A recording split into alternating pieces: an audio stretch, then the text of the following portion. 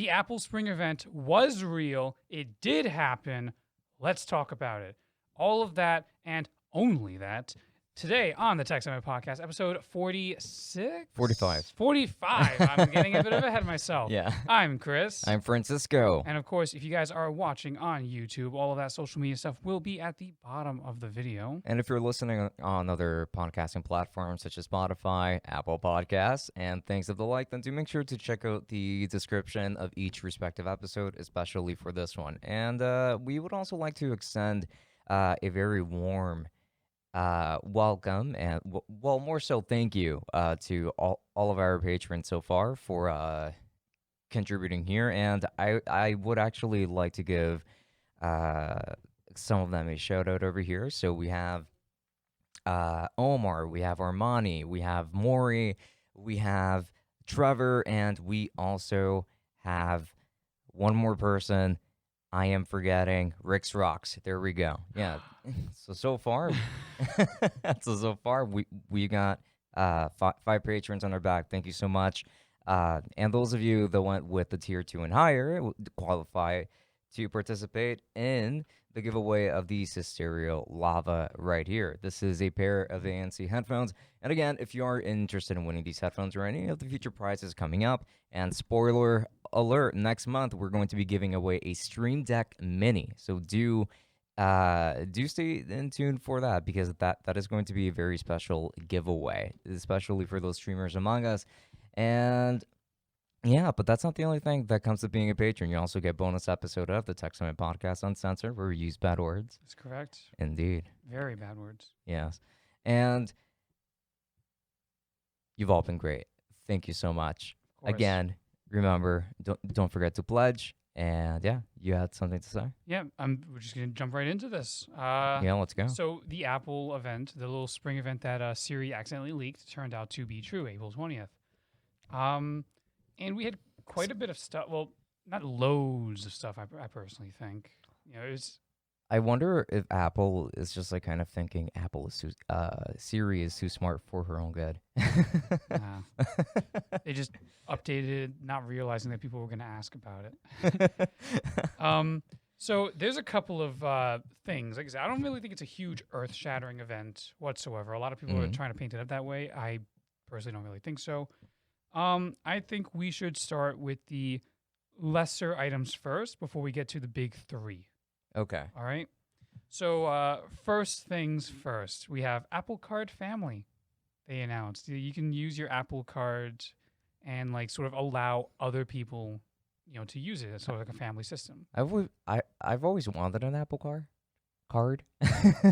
Apple Card don't happen yet. They didn't talk about that one. Yeah, you're right. I'm getting ahead of myself as well here, but an Apple Card would be very nice. Sure. I've thought about it, especially for financing Apple devices, but I don't really know if I would really have that much use of it whatsoever. The biggest rewards comes down to spending directly on Apple products or in the App Store, which I don't do very often. Yeah. And otherwise, the cashback rewards are just kind of weak. The interest rates are really high. Yeah. So I don't know. I'm a person who believes in having very few credit cards. Mm-hmm. I only have 2. Gotcha. And even then, one of them I just keep forgetting to close. And you probably shouldn't really close it, though, because like every time that you do close a credit account, it does hurt your credit. So I've heard. That's kind of a reason to sort of keep it there, I guess. Yeah, like even if it's not being used. But otherwise, I have the one card, and that's about it. So like, unless there's a significant benefit to getting something, I don't really want that card. The only other card I'd be thinking about getting at this point would be like an airlines card when I start traveling more. That's about it. Get those miles and... Well, like your JetBlue cards and that kind of thing. Stuff like that. Okay, yeah. Yeah, those cards usually end up being pretty useful. I know that my mom actually uses that card quite a bit, and she's like accumulated a bunch of points. The question is just, how do you use them?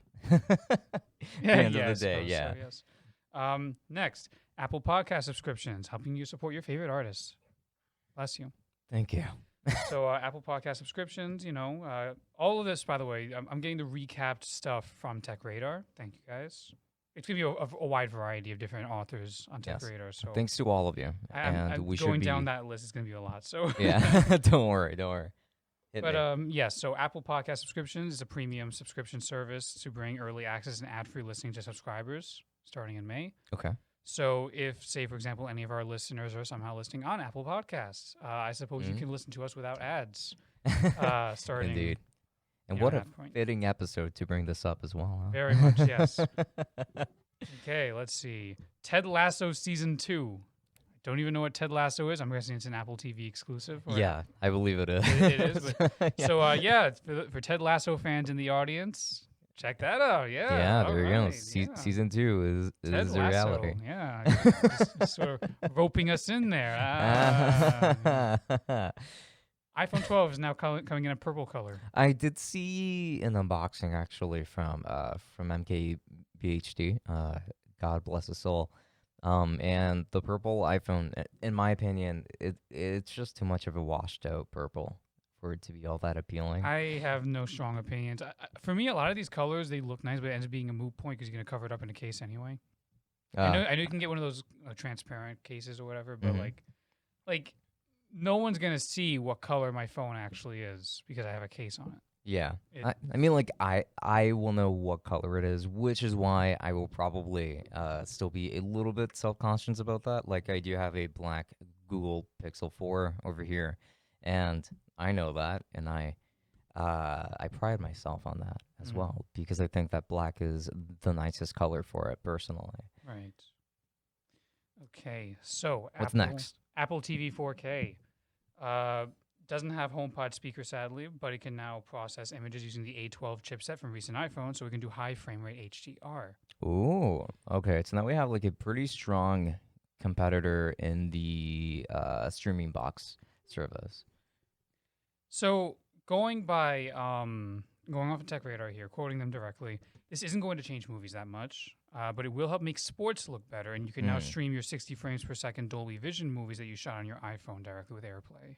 That's very important, you know. It's mostly going to be these upgrades sound very much like it's based on like live events and sports. So it's like if you're into that, awesome. If you're not into that, not so awesome. I'm into sports, so personally, I think this is perfectly fine. I know you're a little more when it comes to it. Yeah, sure, but like I am so excited about that technology because now, like I can say that we have an even stronger competitor to the NVIDIA Shield. The NVIDIA Shield has 4K upscaling for 1080p content. Doesn't NVIDIA Shield like stream movies too? Yeah, it does. It's a streaming box as well. Okay. It's a streaming box that allows you to also, play your emulated games and things like that. Right. But like the NVIDIA Shield, to me at least, was like the to-go streaming box for quite a while, and then this Apple TV might actually be a game changer here. I'm actually kind of interested in reviewing it myself and even comparing it to the NVIDIA Shield. I mean, we've also got two totally different operating systems. It's basically iOS versus Android again. Yeah, basically, yeah. The Apple TV also comes with a new Siri Remote that looks significantly better. Nice. Thicker. The Siri button's on the side, and it has a scroll wheel akin to like the classic iPods. A scroll wheel? Yes, it has a scroll wheel. Oh, so like it's like you would just like rotate your thumb around it? You rotate your thumb around it. That's pretty cool. You rotate your thumb around it. It's very simple. It actually looks like a speaker a little bit. Like a little bit like a speaker system. Like the towers. Yeah. I get what you're saying. It does look pretty nice. It kind of reminds me of the older NVIDIA Shield controllers because like those used to be a little bit thinner. Now it's like a triangle sort of. But yeah. Let's see. Another fresh reminder that Ted Lasso Season 2 is in fact coming out. Guys, please make sure to watch it. We don't know if it's good or not, but just do it. Ted Lasso. Season 2. All right. And now we come down to the three sort of main events. We could do a coin toss and go in any order that we want. There is one particular thing that you and I care about a lot, but then there's also one particular thing that everybody has walked away thinking this is the biggest thing of the entire show. So let's start with the one that is neither of those. Okay. The iMac. The new iMac coming with an M1 chipset and 7 new colors. Yeah, wasn't it redesigned as well? A little bit of a redesign, yeah. Again, it's not too big of stuff. It's quoting Tech Radar again. Mm-hmm. It's coming with some tweaks rather than gargantuan changes. New colors are interesting, harking back to the retro iMac days of yore. I remember those when you were in school and you had like the box. It was like translucent. I see. There was like the blue or the purple. Yeah, and it was actually like pretty small. It was almost like crystal Game Boys. Right, yeah. Exactly, yeah. The speakers are upgraded. Mm-hmm. There's a small upgrade to the speaker. The biggest thing for a lot of people, though, is going to be the colors. But the other biggest thing is going to be the M1 chipset. Yeah. With full HD webcam and all of that. And you guys will see that Apple is really moving forward with this whole idea of Their own chips. Of the M1 chipset here. So we're going to see that with another product, I believe, pretty soon, aren't we? Yes, but in any case, so iMac coming with all these redesigns is interesting, but of course people pointed out that out of all of these beautiful color options, so many colors, you're missing one. What's that? Where's the space gray? What? We're missing a space gray color for the space iMac. Gray. That's ridiculous. You got yellow, orange, red, cyan, blue, sort of navy violet sort of thing, and silver. With all of these colors, you couldn't add space gray. There is no space gray. That is such a shame. Like I would say that maybe that's too like differentiated from the iMac Pro, but didn't they discontinue it? Oh, that is completely correct. I was gonna say that they're probably withholding the space gray until the iMac Pro, and then. But they just axed it. Like they just discontinued it. So I gotta check this out. I almost typed in iMax Pro. No, we're not doing that tech yet. No, yeah. We're not quite there. Eventually. Now. No. Hold on. We're still on the iMac. Hold your horses here, buddy. You're right. I got ahead of myself. Really excited. I am. I just really want that space gray. Let's just talk a little bit about some of the stuff that is in this iMac, which, by the way, the iMac is starting at $1,300, naturally. What are the specs? That's what we're going to look at just a little bit. So they talk about Dolby Atmos, 1080p FaceTime HD camera, Thunderbolt USB 4, naturally. Mm-hmm. True Tone display, 6-speed sound system. Is it a sour apple? Sound system. Continue on. M1 chip, 4.5K Retina display, runs iPhone and iPad apps, of course. Mm-hmm. Touch ID, P3Y color, studio quality mics. Touch ID on the iMac? Yeah. Where? It looks like the keyboard will have a button all the way in the top right corner. Oh, okay. Like the included keyboard. Gotcha. There is continuity with the AirPods and iPhone. Whoop-de-doo. Okay. So they don't give specifics necessarily, but they are touting a 2 times faster GPU. Okay. A 3 times faster ML. Mm-hmm. And an 85% faster CPU. 85% faster CPU than which? Probably the last iMac, which was using. What was the last iMac using? It was using an Intel CPU. I think that it would vary, probably somewhere between an i7 and an i9. So I do find it a little hard to believe. But then again, I feel like M1 chips are just really there to perform best with Apple's own software, and like Final Cut Pro and I think that the Affinity Suite also falls under that. I'm not entirely sure. So it seems like a way of not only really boosting performance in these applications, but also just dragging you further into that ecosystem. It seems like a lot of the marketability on the iMac does seem to be like, oh, you can use other Apple devices with it. It's compatible with other Apple devices. It's compatible with iOS. It's cool. Android who? Android what? Quoting Tech Radar. Yes. Yet again. Mm-hmm. The new iMac 2021 comes with an Apple M1 chip, which shouldn't be surprising to anyone. However, Apple is making some surprising performance claims here, claiming that it's up to 85% faster than the previous iMac based on Intel silicon. Oh, okay. Yeah. Apple has also made some questionable claims about the GPU. Apple claims that the iMac will have up to a 2 times faster GPU performance and the fastest integrated GPU, which is a bold statement, especially when you consider the fact that AMD APUs exist. Yes. But that's something that we'll be sure to just hands-on stuff. Yeah. This is all behind a super high resolution 24-inch 4.5K display. So that's going to be a resolution of 4480 by 2520. 4480 by 2520. Well, they've always had strange resolutions there, but it is still technically over 4K. Like, it is slightly higher resolution than true 4K, which is around, I think, 41 something, if I'm not mistaken. 2160 is...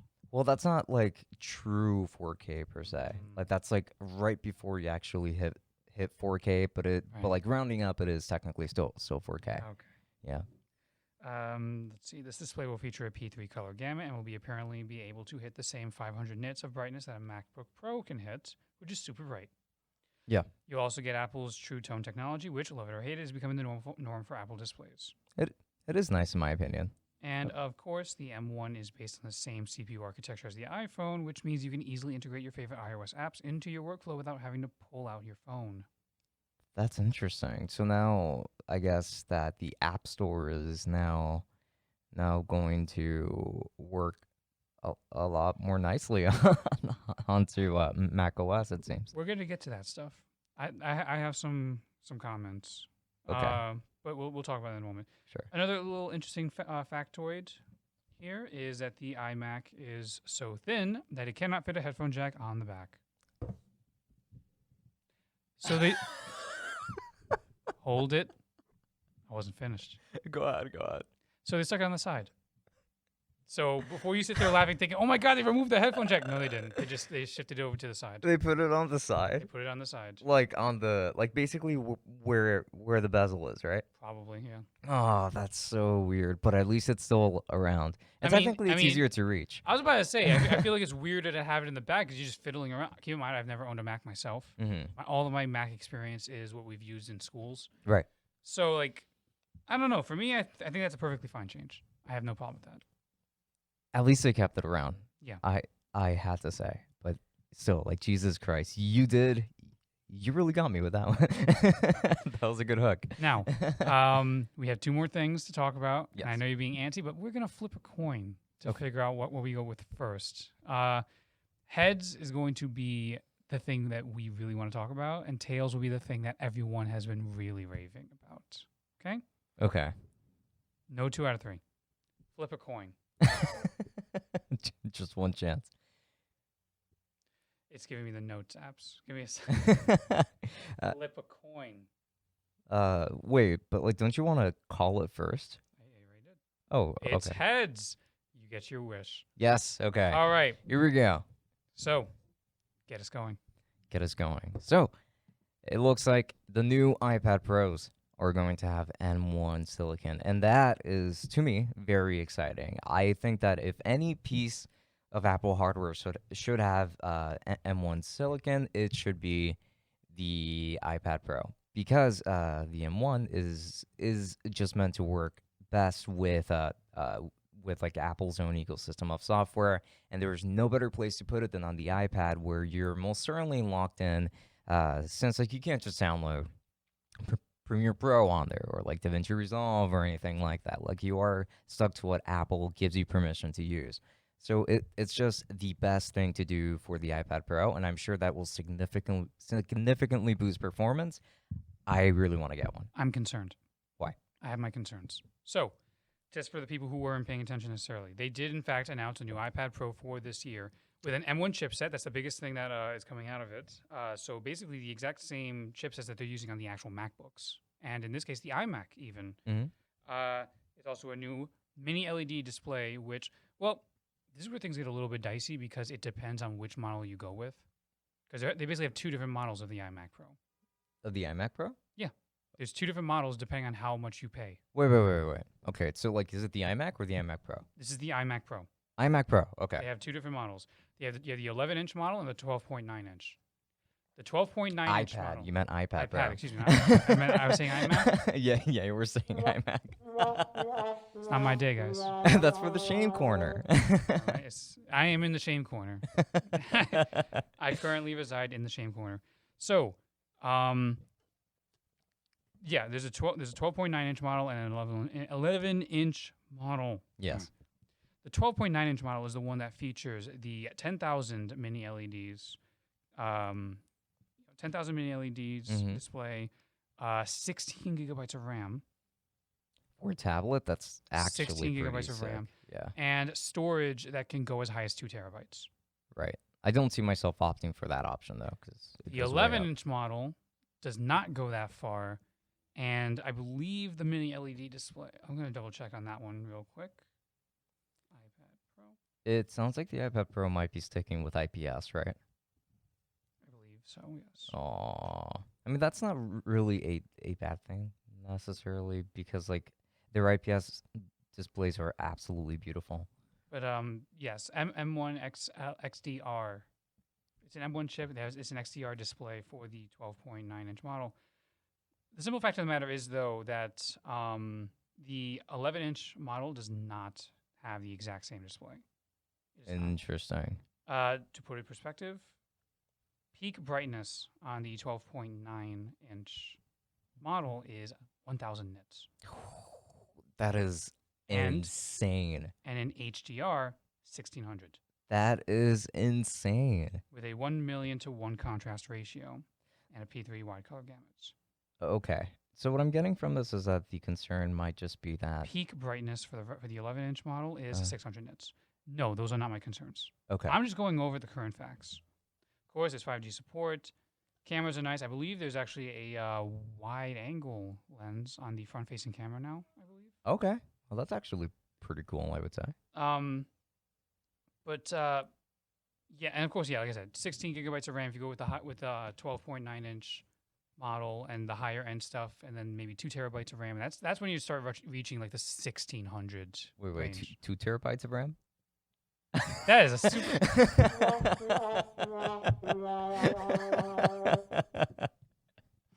Don't worry about it. 2 terabytes of storage. Yeah. I think we get what you mean either way.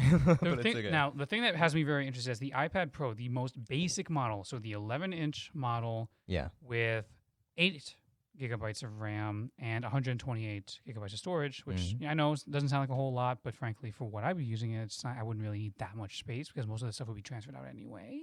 Fair enough. It's only $800. It's only $200 more than the 4th generation iPad Air that I've been looking at for the longest time now. Okay, so like it sounds like they've actually retained the same pricing of the iPad Pro. Right. So like kudos for them not raising it. That's for the most basic thing, though. Yes. Obviously, the higher end you go, it costs more. If you want all of the features, if you want the 2 terabytes of storage, all of that stuff, you are spending well over 15. Yeah. Now, here's where my concern is. Yes. Because you're talking about power. Mm-hmm. M1 chip. 16 gigabytes of RAM. All of this storage. So much power and performance. For what? You're still using iOS. iPad OS. It's still a modification of iOS. You have a lot of people who are currently chirping and going on and on online right now about how with this much power inside the iPad, there is no reason to for get it a to MacBook. not be using modified macOS. Ah, okay. It should be using macOS because it does not matter how much power you put in this iPad. In the end, it is still using the same apps that are built to run on an iPhone, the lowest end iPhones.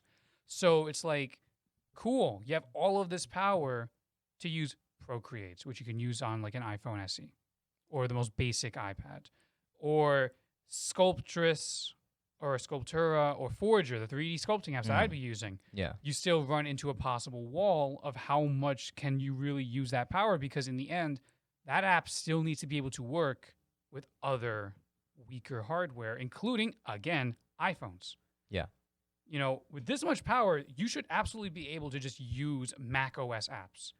Full on ZBrush, full on Maya, full on Final Cut. You should Yeah. be able to use all of those things, but because it is still tied down to Mac OS, which is just a modified iOS, Yeah. it's like, where's all that power being going? It's a waste of power. It's a waste of potential. At least that's the concern that a lot of people have, and it's got me a little thinking about it now too. I understand why you would feel that way, but I'm not sure if I would necessarily agree. And here's why.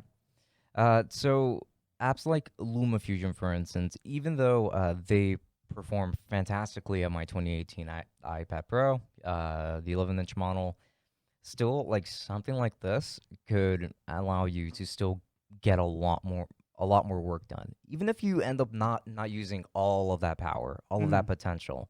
And I do understand that concern. Like, you're probably overpaying for power that you might not be using, and I think that that it is highly unlikely that with Apple's current ecosystem of apps within the iPad OS or iOS, you're not going to take full advantage of this hardware. However, this is going to allow professionals or prosumers, really, Right.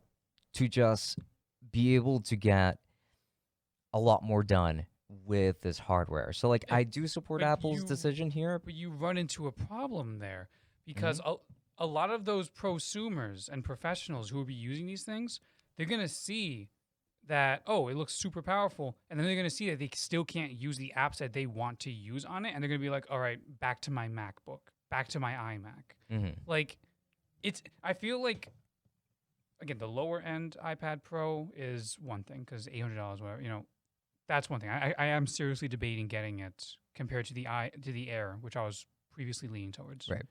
But those higher end ones with a terabyte of storage and the 16 gigabytes RAM, and of course, all that stuff, it's like casual people who are using that stuff to like watch movies or whatever, they have no use for all that power.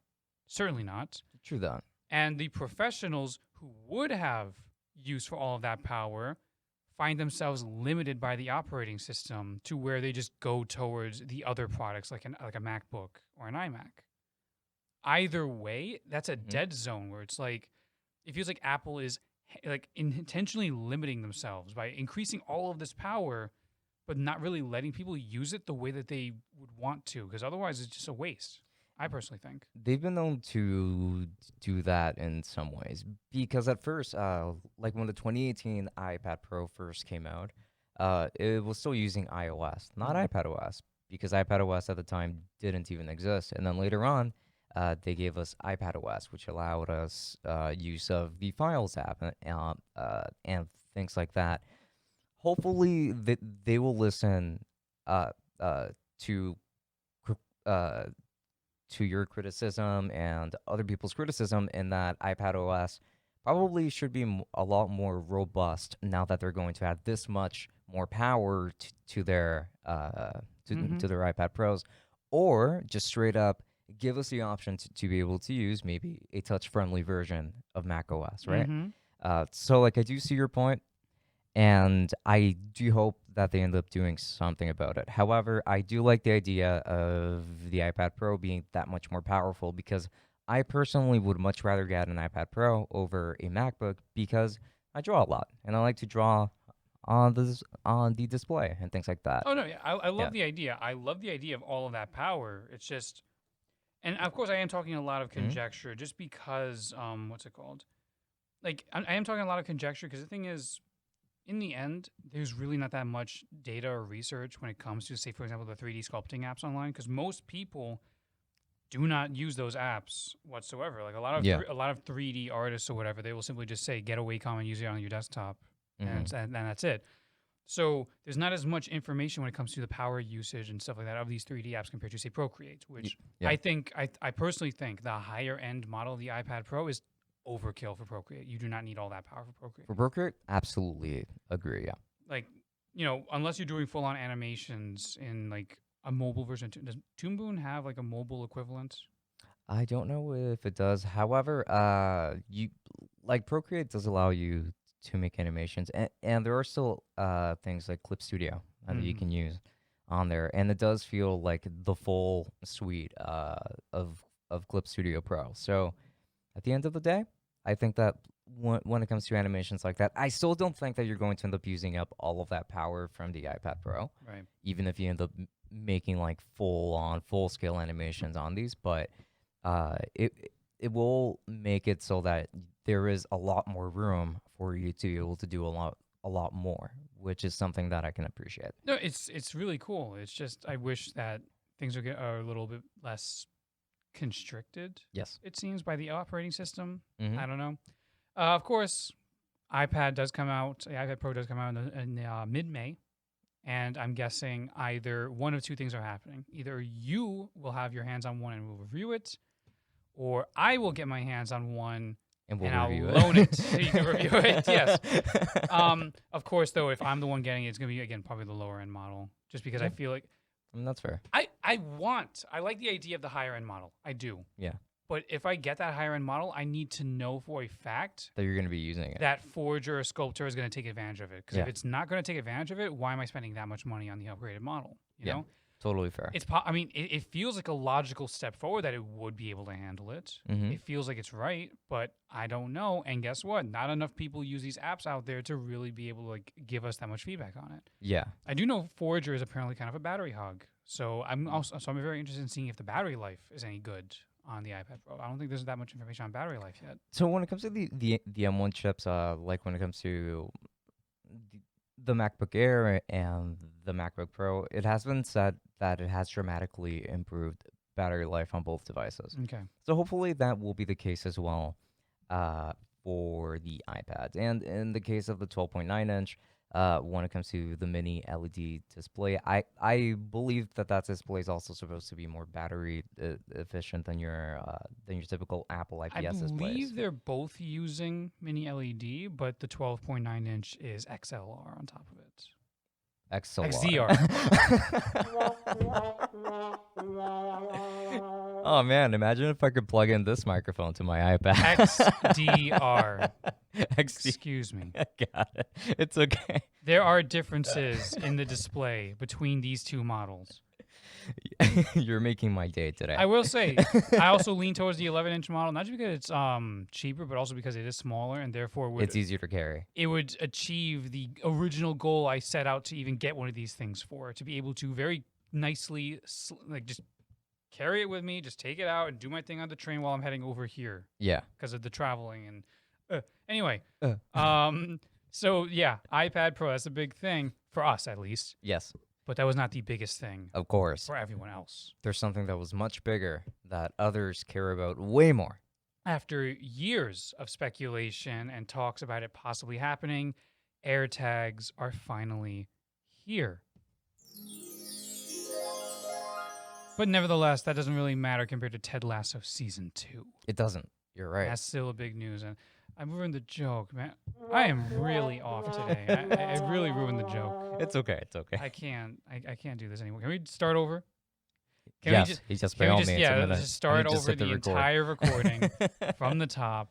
Delete all of this. Anyway, so I'm going to reenact my reactions, but yes, continue. AirTags are finally here. Now, some people are wondering what on earth is an AirTag. Before we started recording, you were like, AirTags, okay. So AirTags are tiny little tracking devices. All right, it's $30 a pop, or $100 for a pack of 4. Look at that. Apple actually doing discounts here. Oh, well, look at that. That's very interesting. Bundles. Very nice. I haven't seen that from Apple. But in any case, HomePod Mini has a bundle too. You could buy 4 of those. I don't think there's really any discount for it though. Then it doesn't count.